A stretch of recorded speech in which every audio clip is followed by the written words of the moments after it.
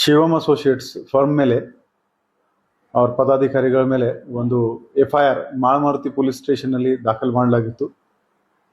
ಈ firm owner Shivananda ನಿಲ್ಲನ್ನವರ್ ಇವನಿಗೆ ದಸ್ತಗಿರಿ ಕೂಡ ಮಾಡಲಾಗಿದೆ. ಈಗ ಅವನು ಪೊಲೀಸ್ ಕಸ್ಟಡಿಯಲ್ಲಿ ಇದ್ದಾನೆ. ಈ ಪ್ರಕರಣದ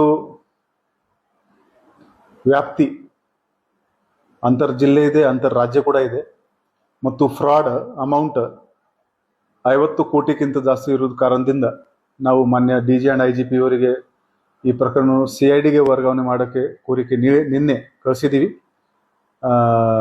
ಅದರ ಆಧಾರದ ಮೇಲೆ ನಿನ್ನೆ ಮಾನ್ಯ DG and IGP ಅವರು ಈ ಪ್ರಕರಣವನ್ನು CIDಗೆ ವರ್ಗಾವಣೆ ಮಾಡೋದು ಆದೇಶ ನೀಡಿದ್ದಾರೆ.